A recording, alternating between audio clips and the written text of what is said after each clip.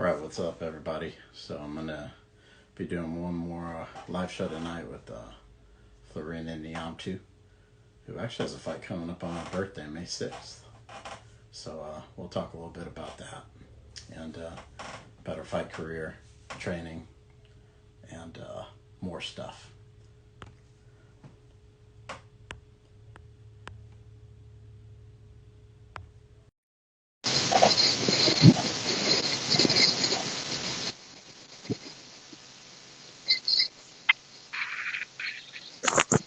I think it's turn the camera on.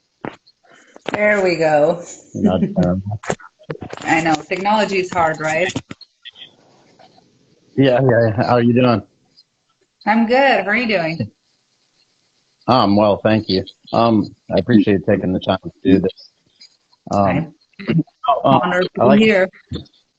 maybe if there's anyone who's watching this who may not know who you are, maybe you could introduce yourself a little bit. My name is Florina Neamtu. I am a pro MMA fighter. I'm also a software engineer. I'm also the head developer on the Immortal NFT Fight Club NFT project. I basically do many things. Yeah, you were seeing a lot of that NFT stuff. I might have to ask you. I Absolutely. talked to I'll be somebody else happy to about. show you. Now, let's kind of talk about since you just kind of focused on fighting. When did hmm you kind of first fight? When did I first fight? No, first find the sport. Like when did you I first mean, discover the sport? when did I first discover the sport? Oh, that was probably, I would say it was about 11 years ago. I was having just a very, very random conversation with a guy that did MMA. I don't even remember his name at this point, but I thought it was really cool because I used to watch the fights on TV sometimes, and I always thought they looked really, really cool. And I guess I didn't really realize at the time that there's MMA gyms all over, and that's something that, anybody can go ahead and try out if they wanted to. It just felt like something that only the people on TV get to do, right? But I just had this very random conversation with this guy. I don't know what his name was. And he said, hey, my gym, like the first class is free. You can check it out. So I was like, really? Where's your gym? And then his gym was, somewhere within 30 minutes driving distance from me. So I was like, okay. And I went and I tried a class, and like the rest has been history. I'm still at it. So you basically been training about 11 years then. Something like that, yeah. And I noticed I kind of looked at your fight record. You had several amateur fights before turning pro. Maybe kind of, I'm not going to ask you to recall all your fights, but maybe like for your amateur portion, maybe looking back on it, what are some of the things that maybe you learned or got from it? So my amateur record was 5-2, and it was. I'm remembering just a little bit the progression and so on. I started from a very small time show. It was out in Columbia, Missouri, my first fight. I didn't really know what I was gonna fight until the day of. Basically, I was just told that I'm gonna fight somebody, and I went. And then when I got there, they said, "Hey, you're fighting this girl," and I was like, "Okay." Um, and then it just progressively got towards, nicer and more established shows, and I started understanding the sport a little bit better too. Because the first fight, I was training for about a year at the time, and it was a little bit of a daze, if you know what I mean, right? Like you don't remember your first fight very well. It's like after the second or third one, you start slowing down a little bit and kind of understanding what's really happening instead of just reacting. Um, and then my last two amateur fights were for Shamrock FC out at the casino, Ameristar Casino. and that's where my pro debut was as well. Now, you've been training for a year. Did you decide to start fighting, or maybe was your coach involved in that? I think if I remember well, the way it went down is I I was training for some time, like few months. I don't know exactly how long it was. And one of the coaches actually saw me. I think I was basically choking a guy. And he was like, hey, like, do you want to actually fight? And I was like, yeah, I would like to fight. So then he brought over a couple of girls, one of them that was a pro fighter, and I think the other one was an amateur to just kind of go with me and get a little bit of a feel for where I was at. And then from that moment on, we started working towards, me getting my first fight. So Yeah, did that's you how feel like it played out. it's kind of fast into my training? Did you feel that way or no? Can you say that again? I'm sorry. Did you feel like it was kind of early into your training or no? Looking back, I'm going to say it was probably a little bit early. I didn't really have any competition experience. It would have been smart to maybe do a couple of jiu-jitsu tournaments then. It would have been smart to do maybe a kickboxing match. But I've always been a little bit of the type of person that just kind of jumps into situations and then like ends up figuring it out. So I actually won my first fight, funny enough. So it kind of played out well. But yeah, looking back, I probably should have trained a little bit more. And then as you were getting those other fights, was it more like you were seeking them out, or were they kind of telling, okay, this is the next one, this is the next one? For female fighters, like especially, when I first started, it was really hard to get a fight, right? Because there weren't as many girls out there weren't as many opportunities. So I think it was a little bit of a situation where an opportunity showed up, you just had to take it if you wanted to fight. I feel like the sport has grown a lot in the last, 5 years, and there's just a lot more opportunities, a lot more girls competing, but there weren't a lot of girls at the time. Do you feel like now you could get fights pretty much anytime? I wouldn't say anytime because I think it's still, a little bit more of a challenge to match girls versus guys, just because of the numbers, right? But I think it's definitely grown a lot. Like we're talking like when I first started, like Invicta hadn't even been created yet, right? Like Invicta has done so many amazing things for, women's MMA, and that wasn't even a thing when I first started. I was in Kansas City for the first Invicta show. Actually, I got to see it. Yeah, I mean, that's pretty awesome that you were a part of it, and then that's what would become kind of a big part of your life. Yeah. And now it's like there's several shows that are all women shows, and then there's on all these other cards as well. And Yes. I'm sorry, go ahead. Oh, no, you go ahead. Sorry. No, I always tell people, like when I'm interviewing them, I know a guy who started a promotion. I think he's on his third show, and he said it's hard for him to keep women on the card because another show keeps taking them, That makes sense.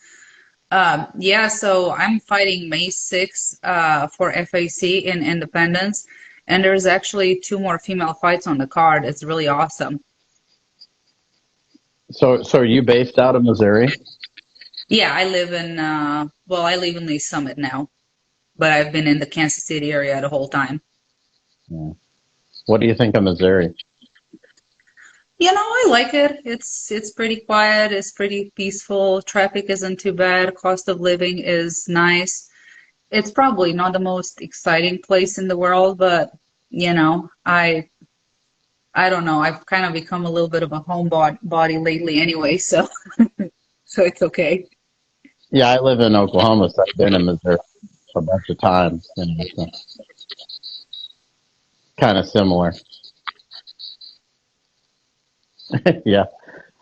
Now, I wanted to ask you about your fight coming up on May 6th. Can you tell me about who you're fighting, kind of what you think of the fight coming up? I know you may not want to say too much about your opponent. But. So, and I'm having just a little bit of a issue remembering the name right now, just because I'm terrible with names. That's something that I actually have a problem with. So it's definitely like not no disrespect towards my opponent or anything like that. It'll come to me here in a minute. But you know, I'm 1-1 as a pro. She's 1-2 as a pro, so fairly similar records.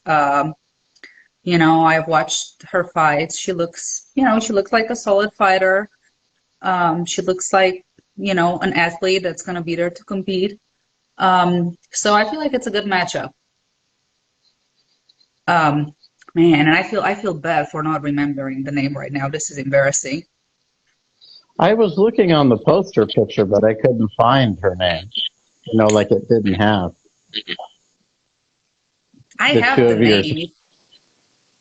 If I were Yeah. to like get on my phone, I could tell you the name right now because it's in messages. I have a problem memorizing names for some reason. I can tell you, you know, everything that I saw. She's a southpaw. I think her last fight was for Combate International, actually. Uh, she also seemed like, how should I say this? Just like the way she presented herself, she seemed like the type of woman that I would respect, right? Like she seemed like a very serious, positive, empowering athlete. So I'm looking forward for us to put on a good show. Now, how many fights would you prefer to have the rest of the year? The rest of the year, mm, maybe two more. Maybe two Maybe two more. more. I would think three a year is pretty good, honestly. I Right. would say. So, is it something where you're trying to get to another platform eventually? Yeah, but I think I want to take my time and, grow where I'm at right now as well. If that makes any sense. I'm not trying to rush. I mean, I Now, think, go ahead. no, no, I'm sorry. Well, I think that, for every person that's competing, right? Like we're always wanting to go to the next thing. We're always wanting to uh, just get as good as we can and as far as we can. That's just the normal drive that we have. But I also want to like enjoy the journey and make sure that I, don't cut any corners in the journey, so to speak. Now, when you started, what do you feel like you were picking up the quickest of all these Uh, different disciplines? Grappling, I just naturally had very good top pressure. So you kind of like the more of the submissions from the top position. Yeah, for ground and pound. Yeah. Or yeah, of course. So you were kind of developing from the ground more in the beginning than stand up. Yeah.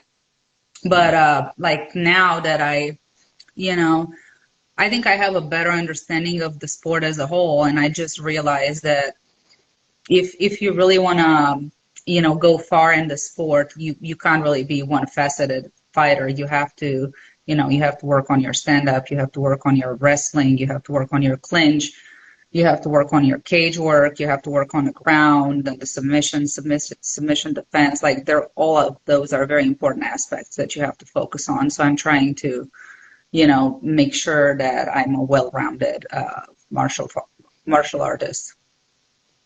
Now, how much do you train on average? Maybe a week? How many days?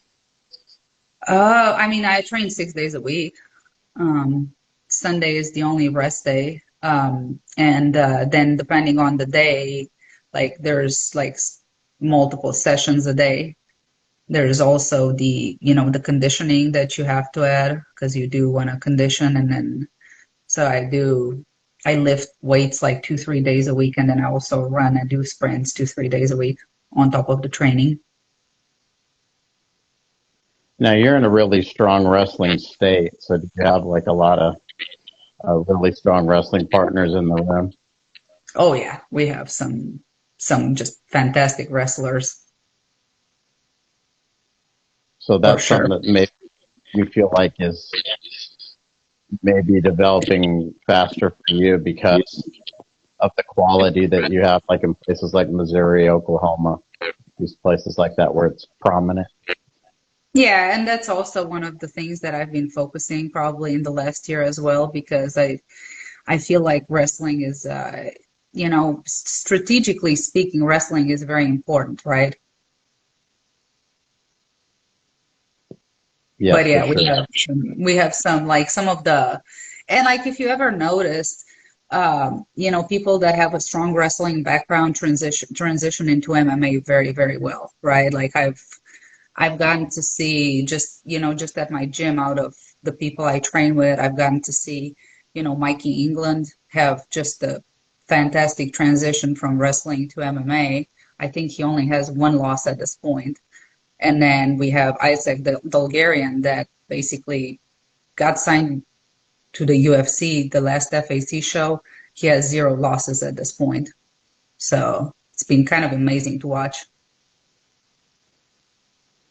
Yeah, I would say that the wrestlers, it's easier to transition quickly in a Hmm. shorter span. It kind of saw And that at these successfully. Abu Dhabi trials.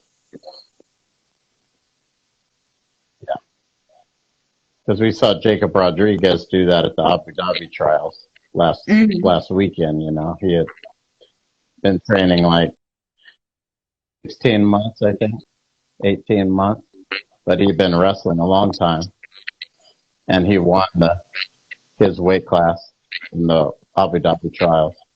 He submitted all 7 guys. Yeah. It's They can amazing. transition very fast. Yeah. Now, I wanted to ask you about, because you mentioned these NFT projects. I mean, I had someone explain this to me before, but I'm still kind of, you know, what is it exactly? So typically the NFTs are a little bit more complicated concept to explain just because it's a very broad term. It can be anything. The What makes NFTs possible is smart contracts, which means where you record ownership on the blockchain, and then once you record ownership of an asset on the blockchain, that record doesn't go away, right? Like that's so I've read of cases where like people have sold their house as an NFT, and the digital ownership is recorded as an NFT. Now, the most recent use or the most well-known use lately has been for digital art, right? So it's like you have this painting, but nobody can really steal it from you because it's recorded on a blockchain that you are the owner of that painting. Artists have also been using them to actually, sell their music and such. And again, it's digitally recorded, so nobody can tamper with that. Um, but in our case, our project is going to consist of digital art. We are going to have images of actual fighters. Um, and we are also going to, in some cases, on some of the NFTs, they're going to come with perk, autograph, like signed gloves from the fighter or signed gear from the fighter. And then eventually, we are also going to have a like integration for a game into the metaverse. So we'll have an MMA game into the metaverse that's going to be like down the line. So think of getting these images of fighters. They're kind of like collectible cards, right? And they Hmm. can come with some gear from the fighter. In some cases, if you get, the lucky one, you pick the lucky one. And, some are more rare than others, depending on the skills that are assigned.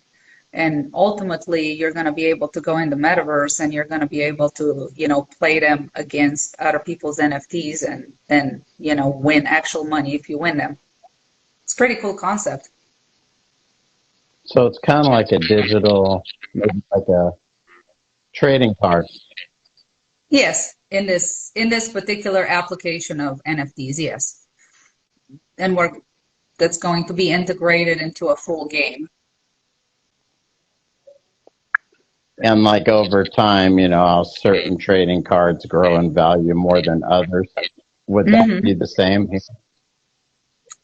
Yeah, for sure. And the way it works, whenever you like creating a card, the process of creating a card is actually called mint. And whenever you go mint an NFT, the algorithm that assigns what you get is actually random. So, and there's like beforehand, there's some percentages of certain traits and characters that all get set up. So, like, we're going to know, for example, one of the NFTs is going to come with a pair of signed gloves, right? And we know there's only one of them. So we set the algorithm to know that it should only create one of those. And then out of the people that are going to mint within that time window, one of the people is going to be the person that gets that one, and it's randomly. So based on those traits, some NFTs are going to be more valuable than others too. Hmm. So Now, how do people purchase these?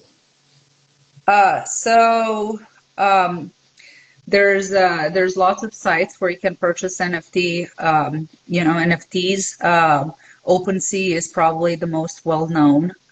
But typically, what an NFT project does in their first mint is they create their own web page where people can like click on a button and they can mint and create their NFT. And then once they do that, the NFT gets transferred to their digital wallet.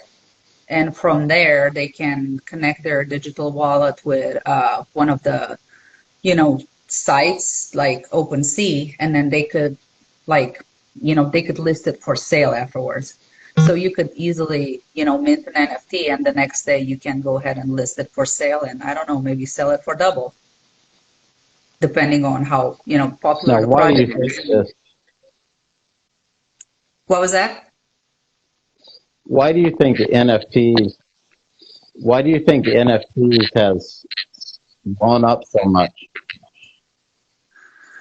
Well, well, I mean, it's it's like it's basically the same.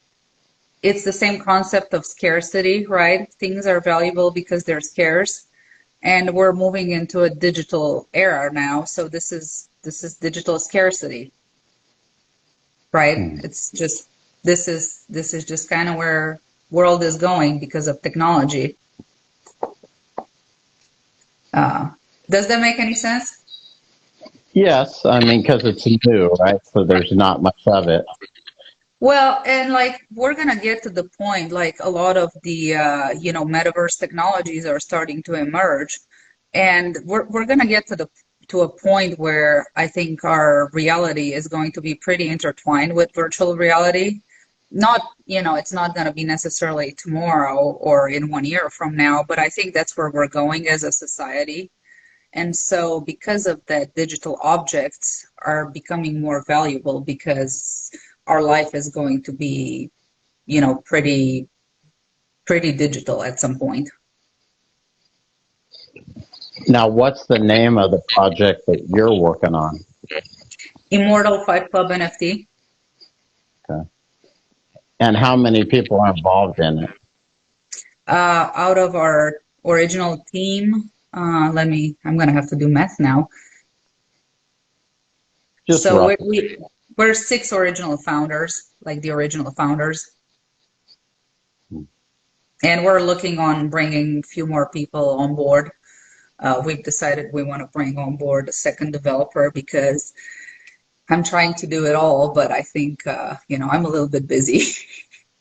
Hmm. It's interesting that you're seeing these new things emerge, and when it does, it's, you hear it a lot, you Mm-hmm. know.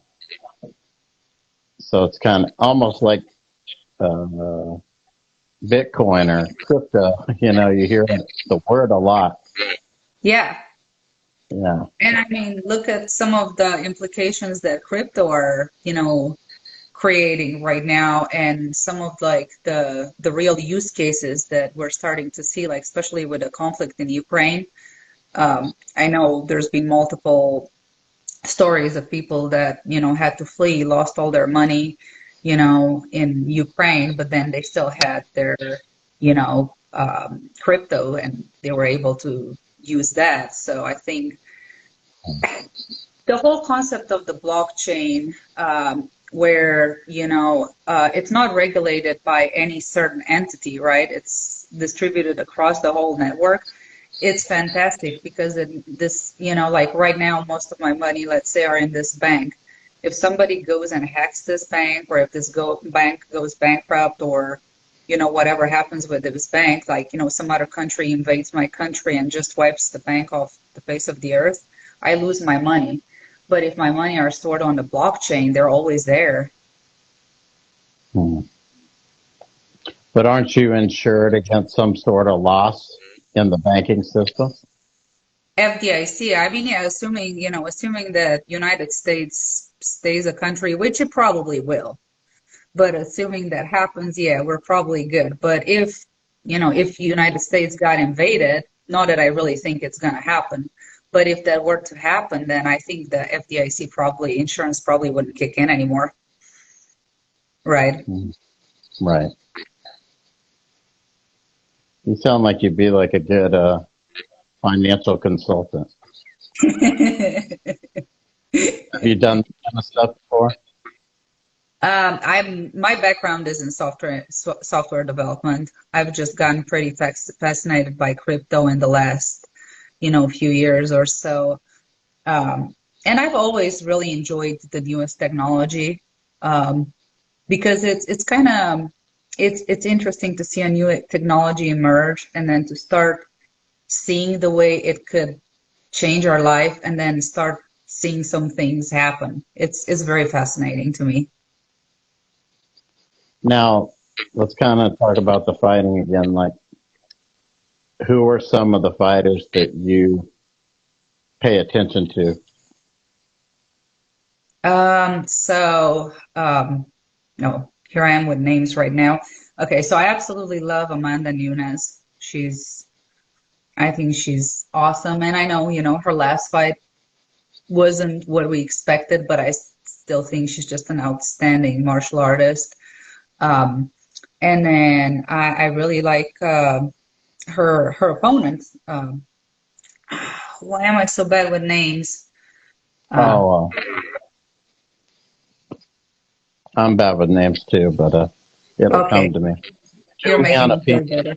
Yes, because I remember watching her in The Ultimate Fighter, the one that she won as well, and she was my favorite too while I was watching the show.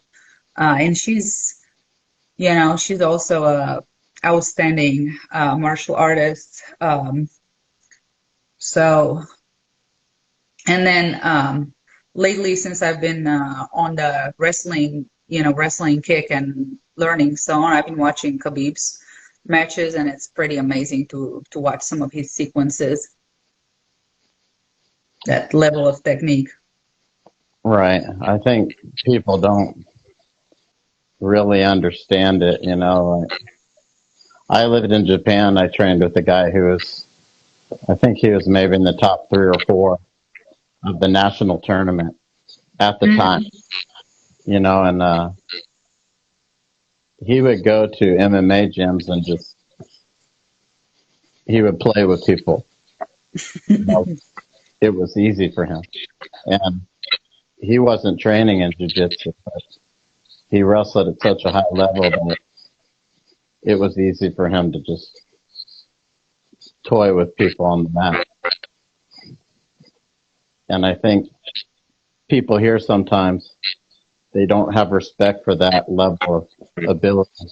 They don't understand it.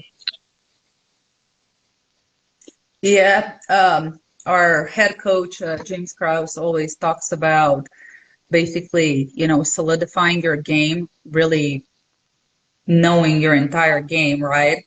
And all your, like, having a map of all your techniques. And then he talks about, once you're at that point, you can pretty much recycle people, right? And you just keep on taking them through the same sequence or maybe a little bit of a modification of the sequence, and you just like take them through the ringer. And I think that's what some of the really, really high level martial artists do is they just already have it all mapped up in their head, and they know, like, I'm gonna do this move and they're probably gonna do this, and they're 5 moves ahead of you. Yeah, it's like,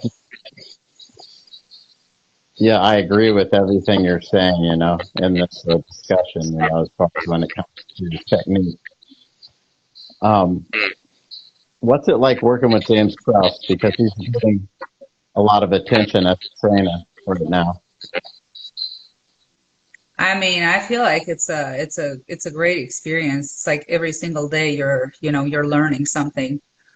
And like he's a man that, you know, just he's a very interesting man, right? Like he knows a lot of things about MMA. He knows a lot of things about finances, about real estate. It's like it's one of those deals where if that one man is speaking, you probably should listen. Well, why do you think, aside from his intelligence, he's such an effective coach? Um, well, I'm gonna guess is the, just the mindset, just like gonna like basically we're gonna figure out a solution. Whatever the problem is, we're gonna figure out a solution. There's always a solution. Now, training with him, is he is his practice really rigid as far as the organization of it goes, or what's it like? What do you mean rigid? I mean, maybe like, does it follow a similar pattern, or, I would say, I don't know, some days we'll start practice by running and warming up. Some days we warm up just shadowing with our partner, so that can vary. And then, the techniques that we will be learning vary. So yeah, I feel like, I've yet to come across the training to where I'm like, oh, we already done this before. Like it feels like there's always something new, some other detail. yeah, like, people talk about certain guys like John Donaher being very detail oriented, almost down to little small things. Is Hmm. that what you see in him, or? Yeah, he definitely like explains in very many details, and he also, explains like the whole like, concept behind things, if that makes any sense, like the reason for the strategy and such. And, you know, who are some of the other athletes in your gym that are having success? Because I know he's, like I said, he's a trainer that's getting a lot of mention now. I mean, I feel like we have a lot of athletes that are having a lot of success right now. I mean, I know, so Kevin Kroom is fighting next week, right? I know Gina Mazzani is fighting in UFC on the 30th. Um, Isaac Dalgarian just got signed with the UFC, the last FAC. I think we are somewhere around 18 like UFC fighters right now. I mean, you have Jeff Molina, who's been having just outstanding performances in the UFC. He's undefeated at this point. Um, no, we're at about 18 names in the UFC, something like that. I wanted to ask you maybe, I know you mentioned um, Amanda Nunez and Pena. Are there any fights coming up that you're interested in?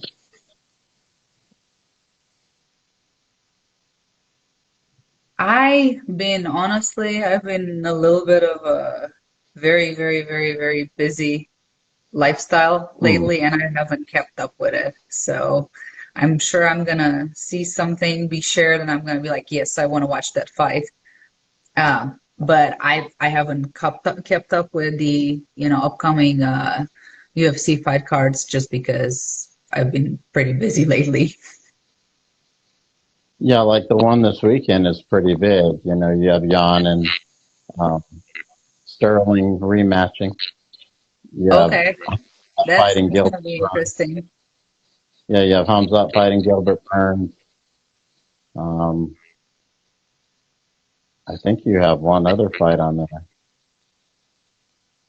I'm not. Yeah, I know there's one other kind of fairly big fight on there as well. I'm just it skips me at the moment, but it's a fairly big card. Do you find yourself like some people they watch a lot? Do you feel like you're maybe don't watch as much? So I've been watching, like, my goal has been to watch a fight a day, just part of my film study.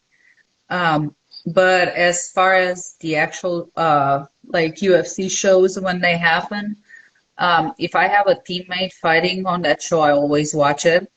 Um, if I don't have a teammate fighting on that show, I may or may not watch it, just depending on what else is happening. And I know I should always watch them as well. It's just, um, Not everybody does. Yeah. Some people that I talk to they don't watch much at all. Yeah. Zombie and Volkanovski is the other fight this weekend. So okay. there's three. There's two title fights, and then Hamzat's fight with Burns, which is pretty important. So there's three kind of important fights this weekend as far as the UFC is concerned. That makes sense. Yeah, Did, the rematch I would like to see because I saw the original fight. I remember the original fight, so they'll be very interesting to watch. yeah, too. It'll be interesting to see because I think Jan really wants to make an example of Sterling in a way, the way he's talking. So it'll be interesting to see if he's really aggressive this time. No, Jan kind of picks As things up. opposed to last time. Yeah, it'll be interesting to see how it goes. Yeah, I want to see that. I want to see that. I'm gonna have to see, who of my friends are watching them and where and get that figured out. Yeah, I think it's a good card this weekend as far as significant fights. So I'm pretty interested to see it too. Now, did you watch like Lee versus Stamp in one? I thought that was a big women's fight. Did you watch that? Who was that again? Angela Lee and Stamp Fairtex. Did you watch that fight? No, I did not see that fight. Okay. Yeah, I was just curious because it was kind of a big women's fight about maybe 2, 3 weeks ago. So I was Hmm. curious if you had seen it. Yeah, that's interesting. I mean, you, I do talk to some people who don't watch much. Maybe that's kind of how you are. You know. Uh, I was, I think, um, I was a lot better about watching them with I had a very good friend that had them every Saturday, and I was staying on top of it because she was staying on top of it, but she's moved to Florida, so I've been slacking off a little bit. It's just 'cause I have a busy life. I do have a very busy life I'm very blessed with doing a lot of things that I love, but it also means that in between all the things that I do that um, you know I I'm busy. Now, what was your life like before you got into fighting? Like, where are you from originally? Uh, so I'm from Romania originally. Hmm. Um, I lived in Bucharest, Romania until I was 20. I moved here when I was 20. Um, and I was married. That's why I moved here is because my ex-husband lived here. We met in Romania. Um, but I lived with him until I was 25, until we got divorced. And, my lifestyle was very different. I used to be a very heavy video gamer. And so I played video games all day, and I smoked a pack of Pall Mall Red a day. And I didn't really drink water. All I did was drink Diet Cokes. There's this pictures of me from the time, and I'm sitting in front of like this terribly messy desk with headsets on my ears with an ashtray that's just full of cigarettes and like cans of Diet Coke piled up and a bottle of whiskey. So that was my lifestyle at the time. And then I got divorced. And as soon as I was already starting to go towards a healthier lifestyle before the divorce. That was, I think, one of the things that kind of accelerated that because my ex-husband wasn't making those changes, and it just created some friction, I guess. Um, and then once I got divorced, I started working out more. I started just embracing a healthier lifestyle. But I would say, because I got divorced, I started doing karate pretty soon after at the YMCA, and then a year after I started doing MMA. So I guess my life before MMA was, a video gamer that lived a very unhealthy life. Is it a little intimidating because you moved here and you're married and then you separate? You're kind of in the U.S. by yourself now, at least at the beginning. When you said it's a little like intimidating. Oh, it was terrifying. I had never lived by myself because prior to my, you know, getting married, I had lived with my mother. So it's like the first time I had lived by myself. I was just getting started to drive as well. I didn't have a driver's license in Romania, and I didn't drive for probably the first 5 years of my marriage. So here I am. I've never lived by myself. I I'm a very new driver. Its GPSs haven't really hit it off as much. There's not as many smartphones. I'm getting lost everywhere. I'm terrified of driving on the highway. I was terrified. Like I was having panic attacks at the time, to be honest. But you know what? I figured it out. Yeah, I would think it would be like for someone who's from here, who's lived here all their life, maybe it's not so difficult. But for you lived in Romania for so long, and you come here, and I could just imagine that'd be really hard at first. It was. It really But was. but it is, like you said, it was something that you were able to manage and figure out, which a lot of people probably couldn't have done. Yeah, I've been known to be, somewhat resilient in my life. It's It's a it's good served me quality. well. Yeah, it's a good quality for a fighter for sure. Now, as we're kind of winding down the interview, I'd like to let people maybe leave off on something that you think is important, or maybe something we didn't discuss. Mm. Trying to think of what I wanna say, and I think for me, um, for me, fighting really has been about, um, kind of like making my own dreams come true, right? Because when I was when I was a child, like those were the type of images that held value for me, right? Like the heroes were like the martial artists. It was Bruce Lee. It was the Karate Kid at the time. And so for me, I think fighting has been a process of, you know, becoming what I most admired.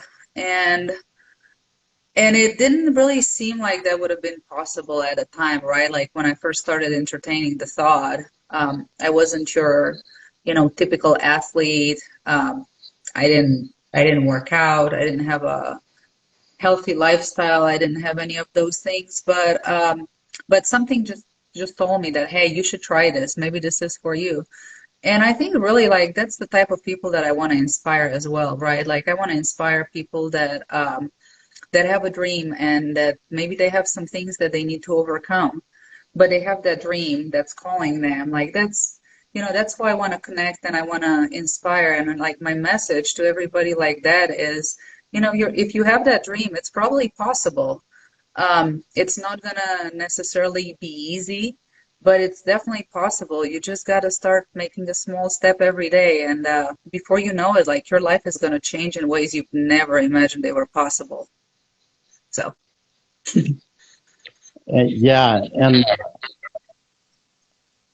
if you could come up with like a way to do it, you could probably teach people, you know, because like I was saying with your situation, you have more to overcome than someone that was from here that was in the same situation. hmm So it's like you could show people how to overcome, you know. Just a thought. yeah, yeah, no, and that's a good thing to think about. And I think the answer to that is like, how should I say this? There's always going to be problems in life, right? Like no matter where you are and no matter what your lifestyle is, there's going to be some problems. And the thing to kind of keep in mind when you do come across a problem or an obstacle is that they're just an opportunity for you to be creative. And the more you like if you don't take things personally, right? Like, and you don't say, hey, this is the end of the world for me, and you just look at the situation and you try to reason with the situation, there's normally a solution that you can find, right? Right. I think in a lot of cases, people like will get an obstacle in their path, and then you start getting like the inherited negative script, right? Because I feel like we have this inherited like negative voice in our head that's not even ours in some cases. It's just what we were learned. And you get across your first obstacle and that voice is like, oh, you're never going to do this. Like, this is not going to happen. And I think probably my biggest advice is when that voice comes to your head, just tell it to shut up and just be like, no, shut up. I will figure this out because there is a solution, because other people have figured this out, because this is a world full of solutions and possibilities. And I think that's what it boils down to is it's your attitude and your approach to situations. Yeah. So mhm. I think it's hard for some people to believe they can do these things, even though Yeah. other people do it all the time. I see that, and maybe some ways I was like that at times in my life. But yeah, I think for some reason it was hard. That's what I was saying. If you could come up with The a step plan. process, it would almost be like the NFT, right? Where you've come up with your own program, you know? Yeah.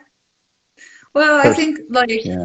it's I can talk about this like for hours and hours and hours because I am very passionate about it, just so you know. But it starts with awareness, right? Because for a lot of people, the obstacles are this scripts or this, thought patterns they have in their mind that are telling them that they cannot do it. And so the first step in order to like change a thought pattern like that is you have to be able to observe it, right? You have to be able to know that that's playing in your mind, and you have to be able to observe it, a little bit from a distance, right? You have to be able to examine it instead of just, running with it. And meditation, like if you want to get in the habit of examining your thoughts and listening your thoughts and like knowing yourself better, meditation is the answer to that. How much do you do it?